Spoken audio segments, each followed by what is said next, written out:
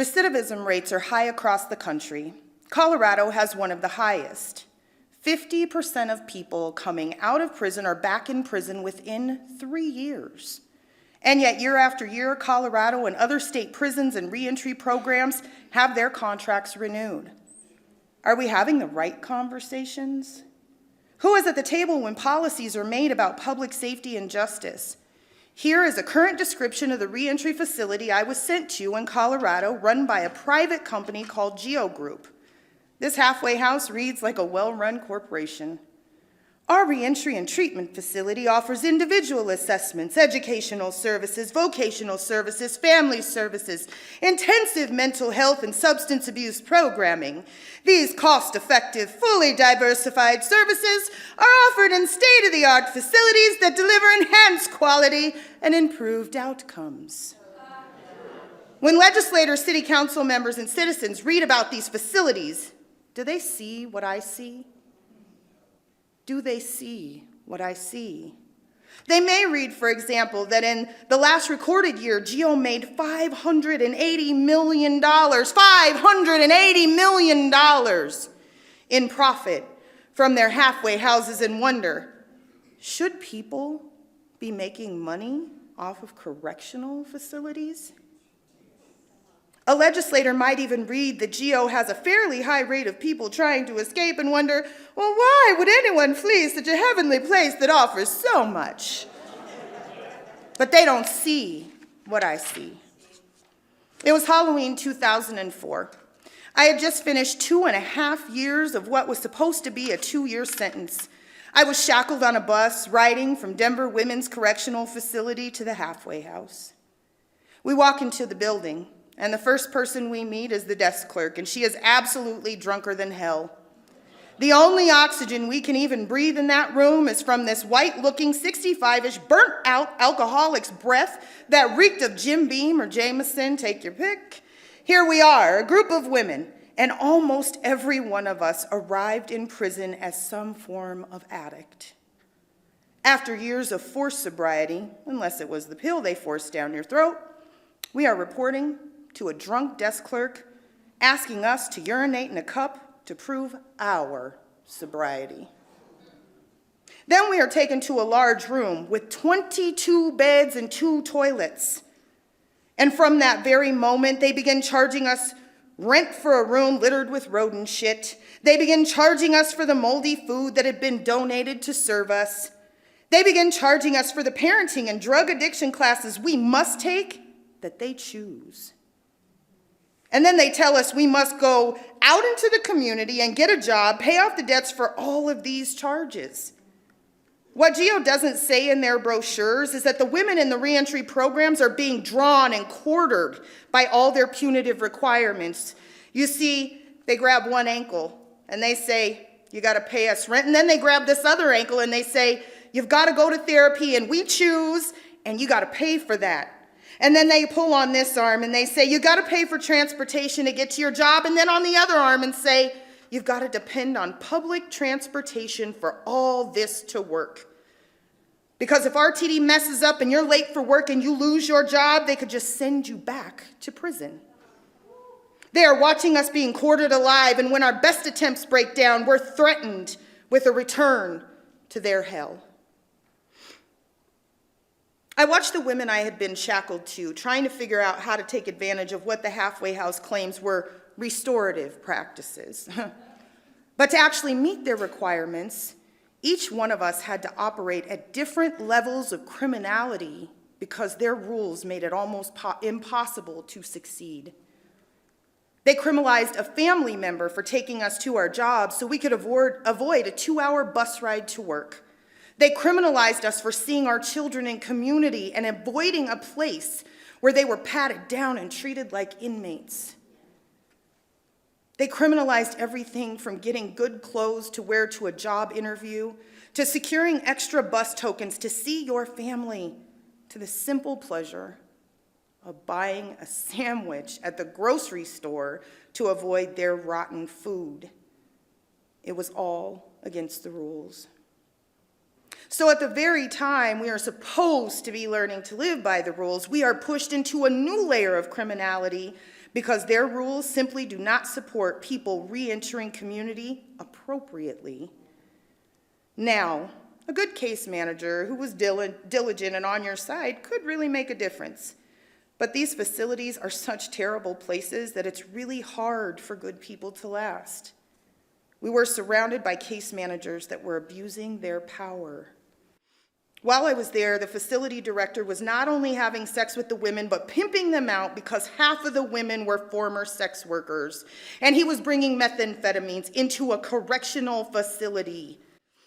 Someone overdosed in one of those houses during my stay.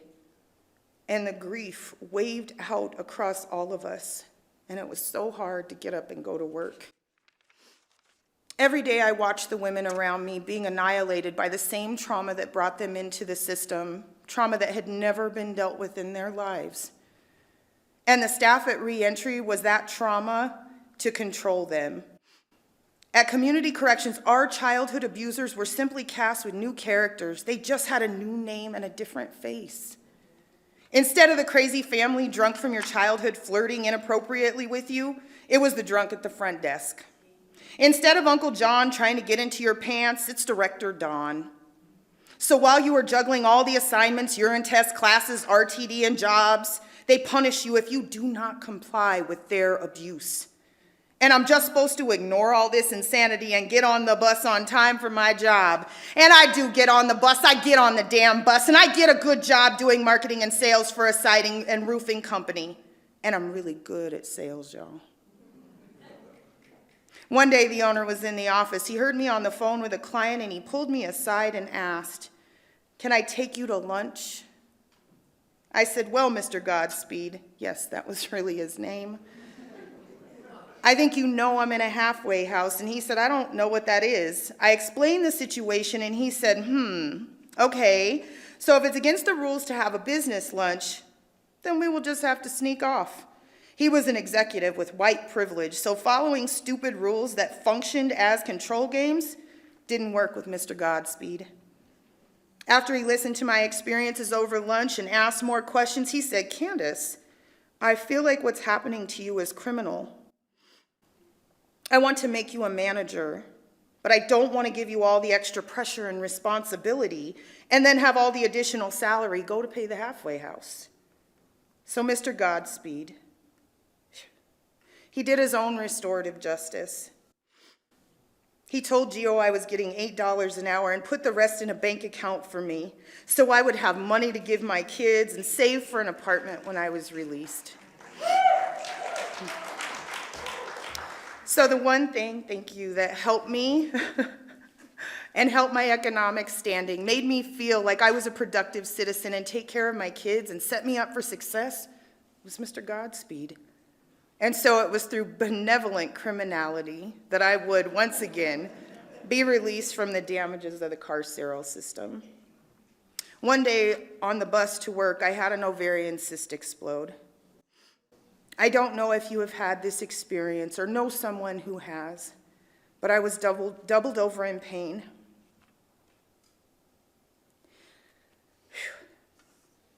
Fluids running out everywhere.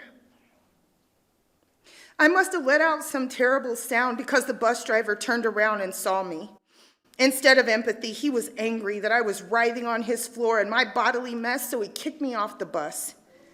I managed to walk for almost 2.5 miles, blood running down my legs, white people looking at me like I'm crazy, and I find a payphone to call the halfway house.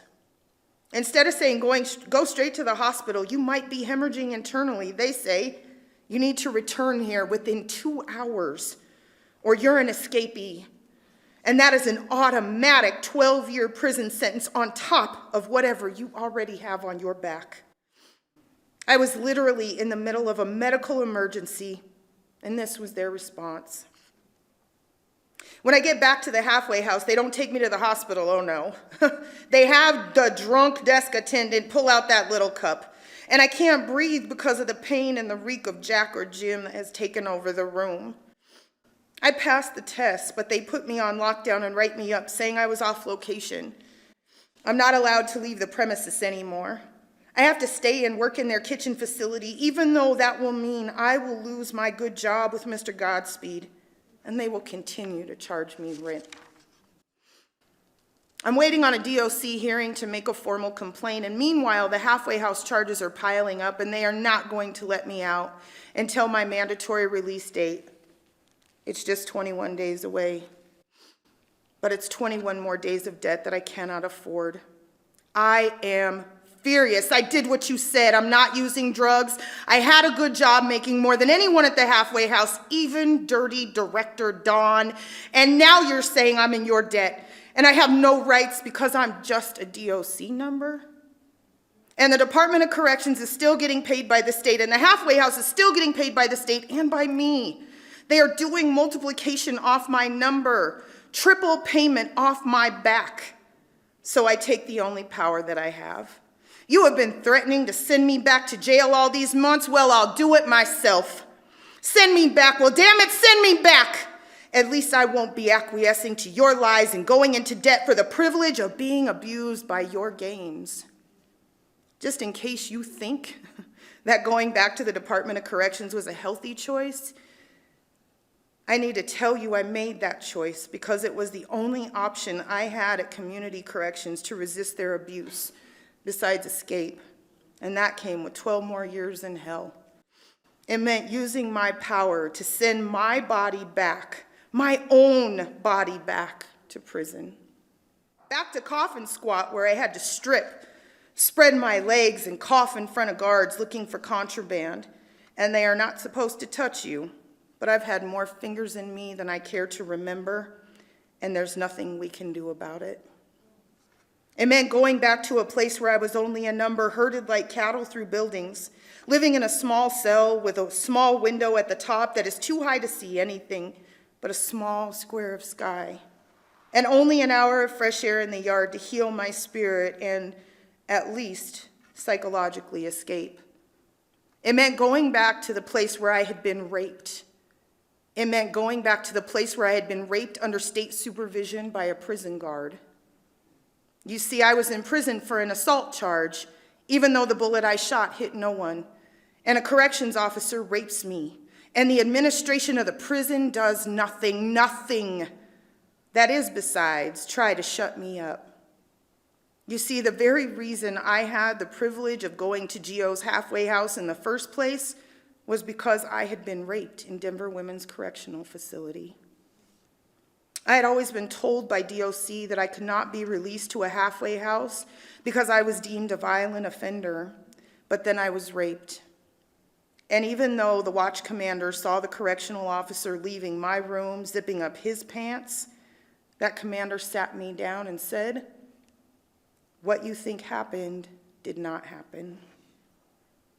3 days later, I would find myself shackled in a van and on the way to what I hoped would be more freedom at the halfway house, but it was just another form of incarceration and abuse.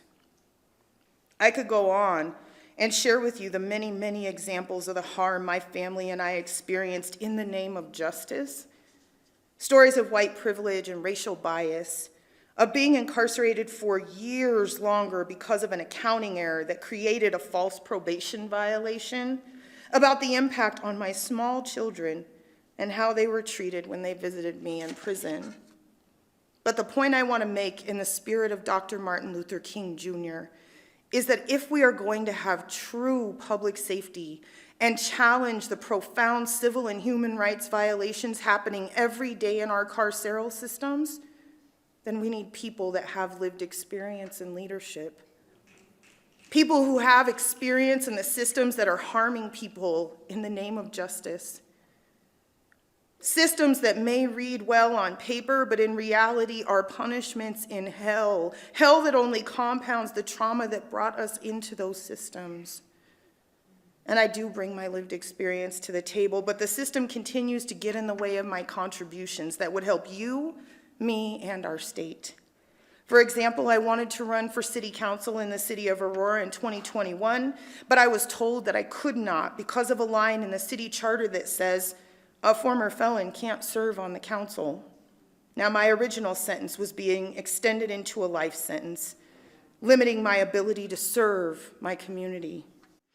The ACLU and I filed a lawsuit because barring people with former felony convictions from running for office violates the state constitution that says people who complete their sentences regain full rights, including the ability to run for office.